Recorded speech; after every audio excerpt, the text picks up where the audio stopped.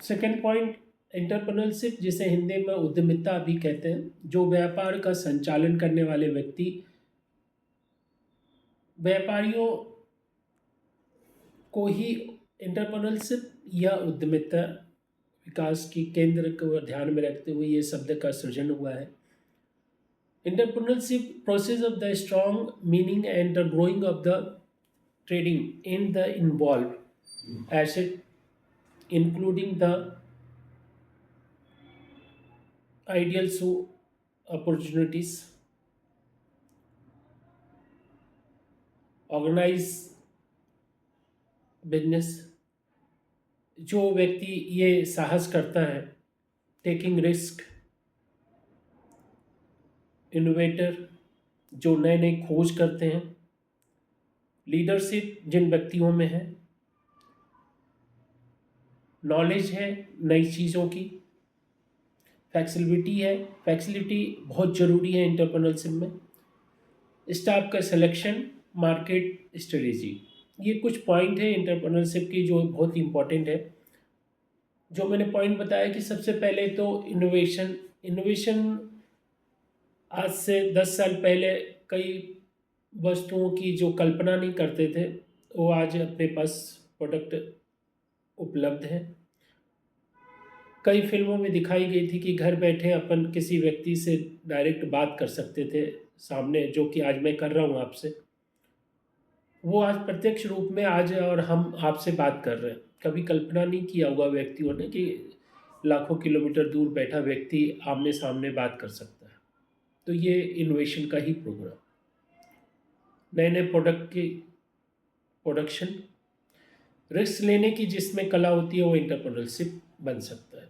Risk इसलिए कि व्यापार अगर करेंगे तो रिस्क आएगी, और रिस्क को सहन करने की और रिस्क के निकलने की, प्रतियोगिता में भाग लेने की जिसकी शक्ति है वही एंटरप्रेन्योरशिप बन सकता है। लीडरशिप बहुत ज़रूरी है एंटरप्रेन्योरशिप की। लीडरशिप में टीम को लेकर के चलना होता है, किसी व्यक्ति विशेष की नहीं। टीम को लेकर चलने की क्षमता हर व्यक्ति में नहीं हो सकती, लेकिन एक सक्सेसफुल लीडरशिप अगर है किसी व्यक्ति में, ये क्वालिटी है, तो वो अपनी पूरी ऑर्गेनाइजेशन के वर्कर को, अपनी पूरी मार्केट के वर्कर को और अपने पूरे कस्टमर को एक साथ लेकर के उनकी चॉइस के अनुसार अपनी प्लानिंग को लेकर के कर सकता है, वही एंटरप्रेन्योरशिप सक्सेसफुल होती है। नॉलेज एंटरप्रेन्योरशिप के लिए बहुत इंपॉर्टेंट पार्ट है ये। नॉलेज एक ऐसी चीज़ है जो कभी किसी व्यक्ति को ये अपने आप में पूर्ण नहीं की जा सकती। कोई व्यक्ति ये नहीं कह सकता कि मैं पूर्णतः ज्ञाता हूँ। समय के अनुसार अपने आप में ये परिवर्तन होती है, नए नए प्रोडक्ट आते हैं, नए नए विचार आते हैं, नए नई आवश्यकताएं होती है जो जननी का कारण बनती है, जिसे कहा जाता है इकोनॉमिक्स में कि आवश्यकता ही आविष्कार की जननी है। और उस जननी का नॉलेज अगर किसी एंटरप्रेन्योरशिप उद्यमी में है तो वो व्यापार के क्षेत्र में सक्सेसफुल बिजनेसमैन बन सकता है।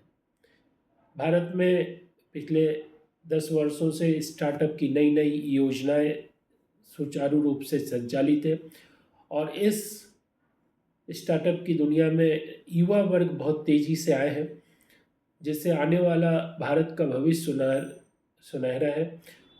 जो प्रधानमंत्री मोदी जी कल्पना कर रहे हैं कि 5 ट्रिलियन का हमारा प्लान है, वो पूरा ही नहीं होगा, उससे ऊपर होगा, मेरा ये मानना है।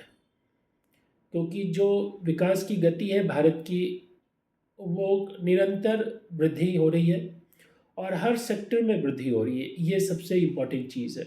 कोई एक क्षेत्र विशेष नहीं है, सभी क्षेत्रों में ये विकास की दर बढ़ती जा रही है, जिससे सभी भारतवासियों को और भारत के नागरिकों को इसका डायरेक्ट और इनडायरेक्ट कहीं ना कहीं प्रभाव देखने को मिलेगा। भारत की जो प्रगति है वो विश्व के धरातल पर भी दिख रही है, और आज भारत विश्व में एक अहम रोल अदा कर रहा है सभी क्षेत्रों में। और अपनी एक भारत जैसे देश को सभी वर्ल्ड के जो विकसित देश हैं वो मानने को तैयार हैं कि भारत एक ऐसा देश है जो आने वाले समय में शायद विश्व गुरु या पूरे वर्ल्ड को लीड करेगा। एंटरप्रेन्योरशिप इसलिए इम्पोर्टेंट है किसी भी कंट्रीज़ के लिए कि जिस देश में अगर व्यापार की वृद्धि हो रही है वो देश प्रगति करेगा। व्यापार के बिना कोई भी देश कृषि पे आधारित विकसित नहीं कर सकता। उसका रीज़न है कि कृषि एक इम्पोर्टेंट पार्ट हो सकता है, लेकिन व्यापार एक पूरे वर्ल्ड में अपनी अस्तित्व और अपनी बजट को बढ़ाने में सहायता करेगी।